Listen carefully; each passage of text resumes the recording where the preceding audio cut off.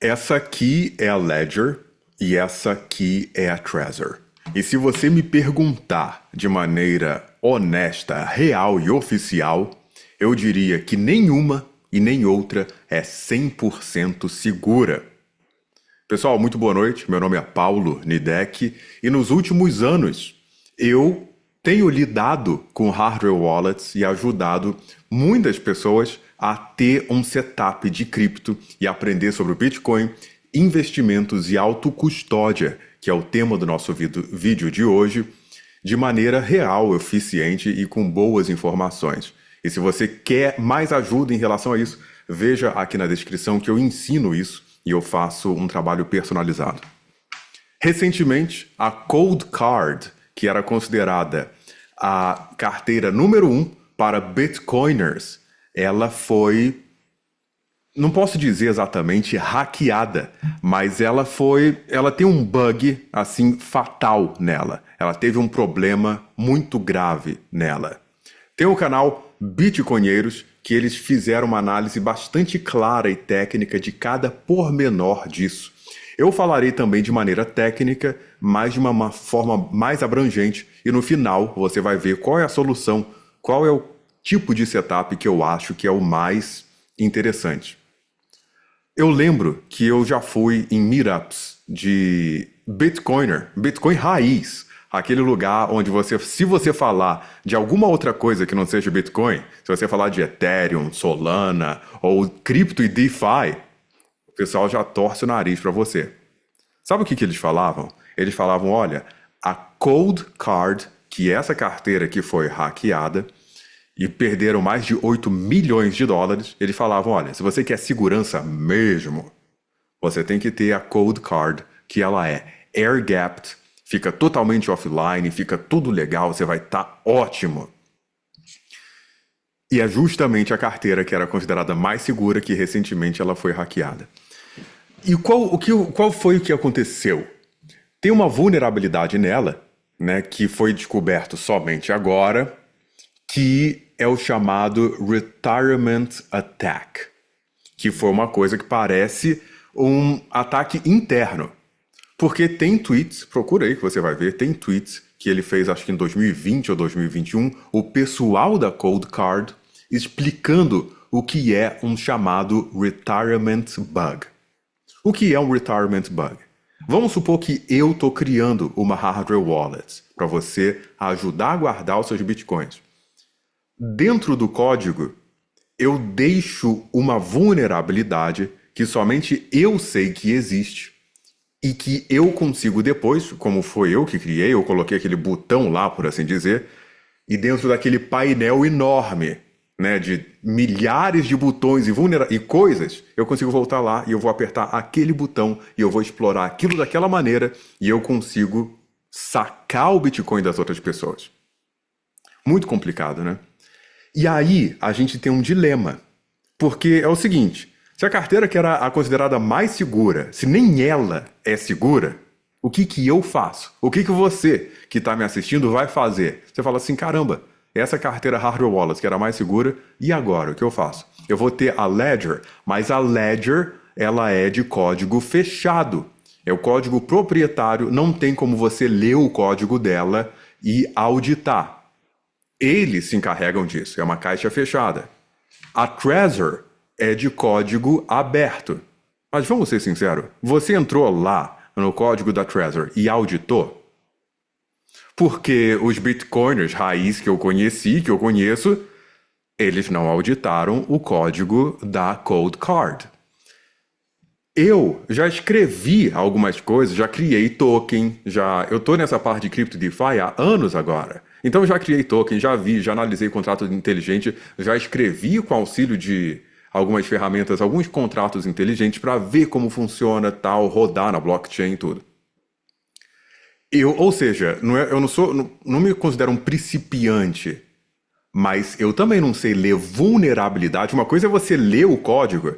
Existe essa linguagem que se chama Solidity, onde você vai ler em Ethereum, por exemplo, o Bitcoin Core é uma outra coisa, mas em Solidity, ou então C++, É possível de você ler para saber o que é. Eu estou falando dos níveis de dificuldade. É possível você ler para saber o que é. Agora, o nível de competência e acuidade de código que a pessoa tem que ter para não somente ela ler, interpretar e saber escrever, mas para identificar vulnerabilidades, essa pessoa tem que ser muito boa no que faz. E esses códigos não foram auditados. E aí a gente tem um dilema muito grande, porque é o seguinte, a própria ideia de autocustódia, de eu sacar os meus bitcoins, significa que eu não vou confiar na Coinbase, eu não vou confiar na Binance para deixar o meu bitcoin ou o meu cripto lá, seja dólar, seja o que for. Eu não quero deixar minha grana lá, meus ativos lá, correto? Por isso que eu saco e eu tenho custódia daquilo que é meu. É excelente na teoria, é muito bom e eu sou a favor disso. Você já parou para pensar que você não está confiando mais na Coinbase, na empresa Coinbase? Agora, ao sacar, você está confiando na empresa Ledger. Você não está confiando na empresa Binance, mas ao sacar, você está confiando na empresa Trezor. É mentira o que eu estou falando? A menos que você fala, não, Paulo, eu auditei o código, verifiquei se há vulnerabilidades e criei parcelas e camadas de dificuldade como multisig, passphrase. Eu gerei de forma randômica a minha passphrase. Qual a porcentagem das pessoas que faz isso? É muito baixo, né? Eu não conheço. Se eu te perguntar, talvez eu conheço uma ou duas, eu tenho que parar para pensar, falar, de todos os loucos do cripto que eu conheço, o pessoal que é mais raiz e mais focado em autocustódia, eu conheço uns dois que eles geraram a seed phrase deles offline, sem ajuda de qualquer aparelho eletrônico, com dado, ou com listas, ou analisando a temperatura local para gerar um nível superior de aleatoriedade, de algo realmente aleatório. Então, o que eu estou querendo dizer aqui é o seguinte, é o dilema da autocustódia, que existem várias questões que elas são muito complicadas de lidar. Vou colocar mais um outro problema. Você já parou para pensar na dificuldade matemática de gerar, de fato, uma sequência aleatória? Como é que eu crio algo aleatório? Né? Vamos supor que você tem uma moeda, né? Esse é o caso mais típico da ideia de criptografia e de processos randômicos. Eu tenho uma moeda e se eu jogar essa moeda 100 vezes para cima, eu tenho 50% de chance de cair de um lado ou do outro, certo? Então, 100 vezes, a probabilidade de eu conseguir descobrir aquela sequência de número que eu gerei 100 vezes jogando cara ou coroa é muito difícil de eu conseguir rodar um algoritmo que ele consiga adivinhar isso através de tentativa e erro. É muito difícil. Mas, como é que isso é gerado tipicamente? Você tem um chip dentro de um aparelho desse, que ele vai fazer um processo matemático, muitas vezes combinado com algumas outras coisas, para gerar algo aleatório. Você está vendo que a gente não está confiando em algo físico, mas algo eletrônico e de um algoritmo matemático? Se eu tenho um algoritmo para gerar algo que seja aleatório matematicamente, já não é mais tão aleatório assim. Se eu consigo adivinhar, através de um processo algorítmico, um resultado matemático final e aleatório, tem um processo no qual eu consigo chegar naquele número. Você está vendo a dificuldade filosófica e matemática disso? Então, vamos começar a falar da solução, seria mais adequado você fazer isso fisicamente, você gerar um número aleatório fisicamente com um processo de cara e coroa, com um processo de dados. Ao próprio pessoal da Cold Card, eu acho isso excessivo. Eu acho que quando você chega... Eu acho que isso começa a entrar no nicho do nicho do nicho do nicho. O pessoal da Cold Card fala para você jogar dados E aí você vai colocar o número daqueles dados, a MK3 da Cold Card, ela permite esse processo. Você joga dados 100 vezes e o pessoal ainda fala assim, tem que ser dados de cassino, não é qualquer dado, tá? Não é esse dado aí da estrela, é o dado de cassino, que aí ele tem...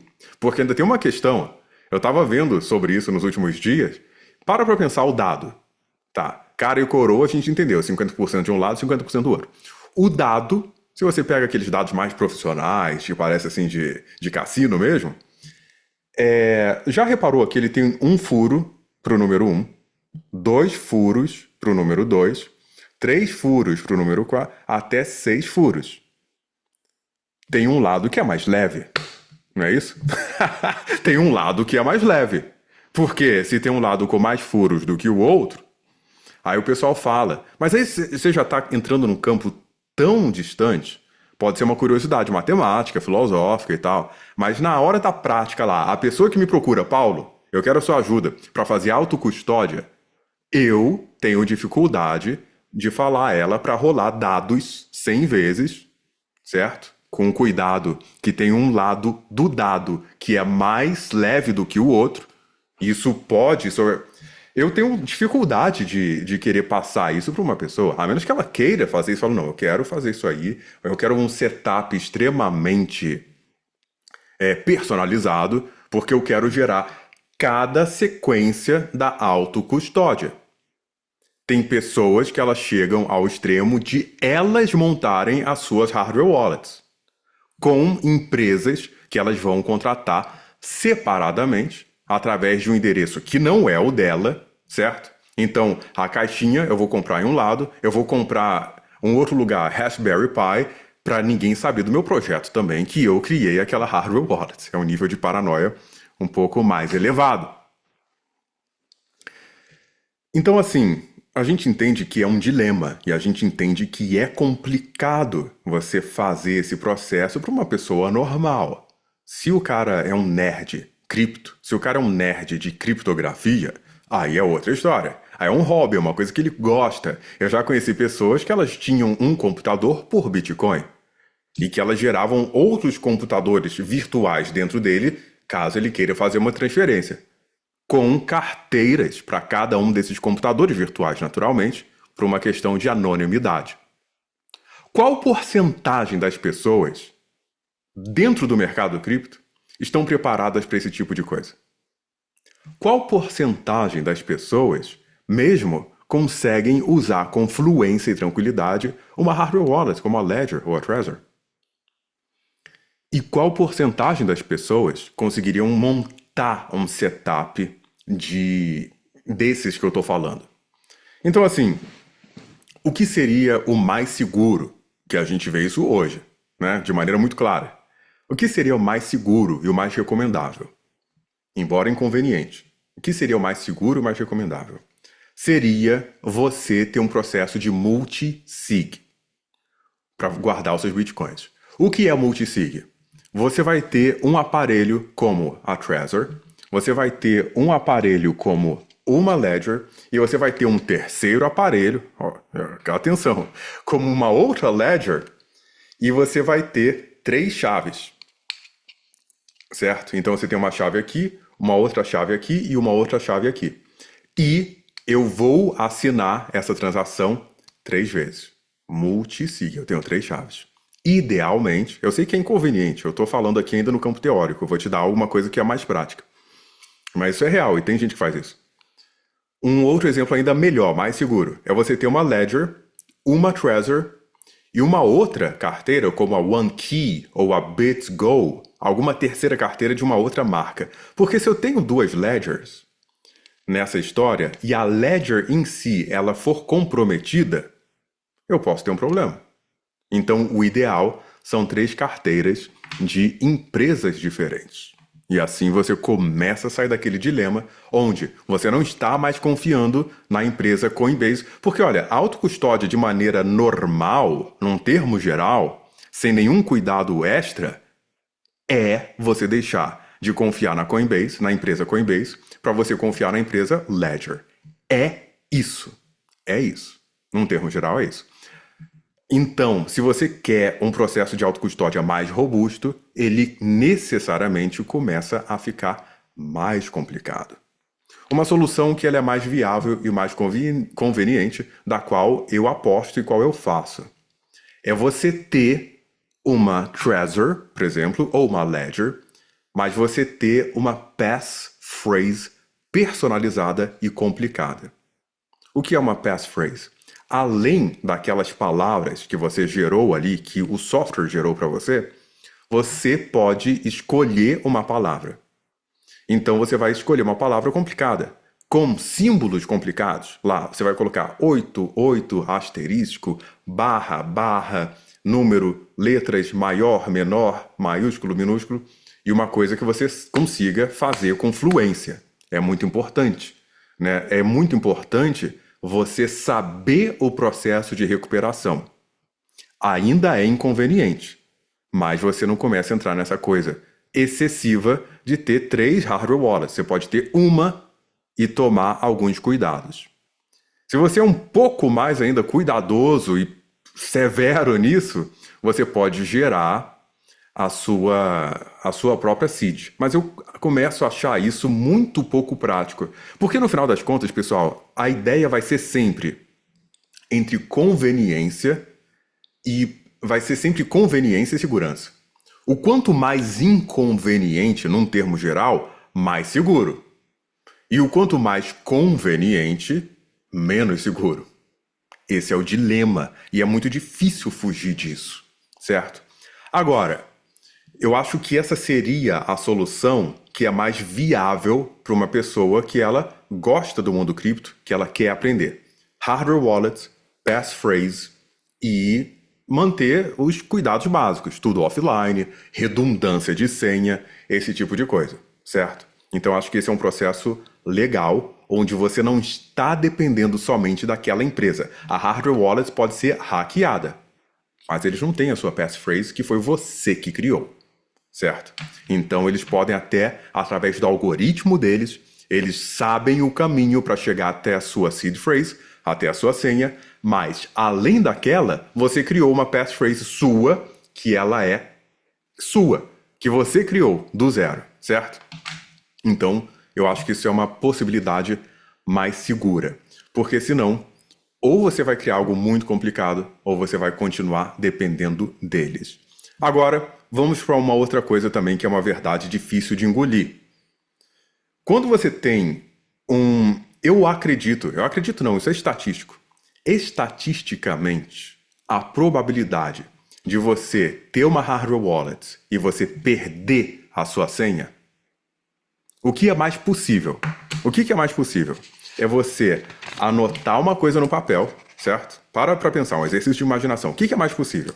Você anotou lá uma senha no papel. Falou, ó, tô com o papel aqui, tô com a minha caneta offline, certo? Anotei minha senha. Tá aqui o papel. Esse papel é onde eu estou guardando a minha fortuna. Deixa eu guardar esse papel guardado. Não vou deixar em cima da mesa. Eu vou colocar numa gaveta, mas vou abrir a minha gaveta. Não, vou colocar. Eu vou enterrar esse papel, eu vou colocar no... O que é mais possível? Eu perder esse papel ou a corretora quebrar? Esse é um outro dilema. Estatisticamente, é mais possível você perder o papel, ou 2 ou 3, ou esquecer o caminho de volta, do que uma corretora quebrar. Essa é uma outra questão. Eu arriscaria dizer que para a maior parte das pessoas, a autocustódia com uma carteira cripto hardware wallet, ela não é adequada. Eu sou proponente, eu faço, eu estou te mostrando aqui, eu estou falando como eu faço, eu estou falando uma forma correta de fazer. Mas, estatisticamente, a maior parte das pessoas, não estou falando você que está assistindo esse vídeo até o final, eu estou falando de processo randomizado, seed phrase, passphrase, provavelmente esse cara não é você. Mas imagina o seu pai, o seu avô, o seu tio, e ele quer comprar Bitcoin, talvez para ele seja mais adequado, que ele vai ser o cara que vai perder o papel. Talvez para ele vai ser mais adequado ele manter na corretora, manter no ETF. Ah, mas eu não quero confiar numa corretora. Não confia em uma, confia em 2, ou 3, ou 4, ou 5. Ou coloca uma parte em autocustódia, uma parte na corretora. É meio chato dizer isso, mas a conclusão que eu chego depois desses anos todos é aquela coisa que é bem boomer, é bem normie, mas é o seguinte: é a diversificação. É a diversificação. Você normalmente, estatisticamente, está mais seguro se você tem a Trezor, se você tem a Ledger, e você tem uma outra Ledger com uma outra seed phrase, e você tem algo na corretora, e você não tem só Bitcoin também, né? Isso também é interessante. Você está diversificado não somente entre onde você guarda os seus ativos, mas também nos tipos de ativos, certo? Porque se o Bitcoin cair, você tem ações da Bolsa Americana. Mas aí já é assunto para um outro vídeo. Mas, num termo geral, o que eu recomendo e o que eu faço é um bom setup de segurança, mesmo com uma carteira só. Você vê que eu tenho algumas delas aqui, então eu acredito que também é importante diversificar, onde você guarda o seu patrimônio e ter muito cuidado. Você fazer todas as melhores práticas de segurança. E ainda assim não significa que você está 100% seguro. Porque 100% seguro, o que é de fato, né? Mas a gente consegue fazer bastante, estudar bastante, se esforçar para ter um nível de segurança mais arrojado do que você ficar confiando cegamente apenas em uma empresa ou um dispositivo ou uma senha, um papel. É sempre mais seguro. Eu vou contar uma história rápida para chegar à conclusão desse vídeo, que é o seguinte. Eu gosto muito de viajar. Uma coisa que é passada para os viajantes quando você vai, vamos supor que você vai para um país perigoso, ou que você vai para algum lugar que você não pode falar, olha, eu tenho que ter meu dinheiro aqui para eu sobreviver. Como é que você orienta o viajante? Você fala, olha, você tem que pegar uma parte do dinheiro, você vai colocar na meia esquerda, cash, meia esquerda, uma outra parte na meia direita, uma outra parte, já viu aquela doleira que bota assim por dentro? Que você vai com ele encostado no corpo aqui por dentro? Uma outra parte aqui nesse cinto de segurança por dentro. Uma outra parte dentro da sua carteira, uma outra parte na mala e uma outra parte na mochila. E assim, se a sua mochila for roubada, você também tem... Aí você fala, nossa, Paulo, eu não tenho tanto dinheiro assim. Eu não estou falando de tanto dinheiro assim. Eu estou falando, olha, se você tem $1.000, você vai colocar 100 aqui, 200 aqui, 200 ali. Você vai diversificar. Você pode ter $1.000 em Bitcoin, $1.000. Você consegue diversificar de várias formas, certo? Até se aqueles são os únicos $1.000 que você tem na vida, é mais importante ainda diversificar. Porque aí você vai ficar sem nada, certo? Então, você vai colocar uma parte na meia, uma parte na mala, uma parte aqui no cinto. Por quê? Roubaram a mochila? Você ainda tem dinheiro em vários outros lugares. Roubaram a mala? Você ainda tem dinheiro na mochila. Roubaram os seus tênis, a sua coisa, roubaram o seu corpo, a coisa. Ah, a minha mala estava no hotel, a minha mochila estava lá. Ah, eu tenho dinheiro no banco. Ah, eu tenho cartão de crédito, eu consigo olhar. Eu tenho autocustódia, eu tenho a senha na minha mente que eu consigo voltar e através de um processo que só eu sei e é privado para mim, eu consigo voltar e pegar meu dinheiro que está na blockchain. Eu acho que é incontestável, eu vejo que é incontestável, acredito que essa diversificação de lugares onde você está colocando aquilo que importa, no final das contas, é o mais seguro. E foi por isso que muita gente que tinha todo o seu Bitcoin, todo o seu dinheiro em uma cold card, com o número gerado por eles estavam confiando cegamente na empresa. E, lamentavelmente, infelizmente, eles perderam, ao total, mais de $8 milhões. Se você quer ajuda com isso, e você fala, poxa, é muito legal o que você falou, mas é complicado. Eu quero uma ajuda personalizada para minha autocustódia. Eu quero uma ajuda personalizada para eu entender melhor Bitcoin e fazer esse tipo de investimento em cripto e DeFi. Você vai entrar em Paulo Consultoria, enviar um WhatsApp para mim e nós poderemos conversar. pauloconsultoria.com. Vou ficando por aqui, muito obrigado. Meu nome é Paulo Nidek e até a próxima.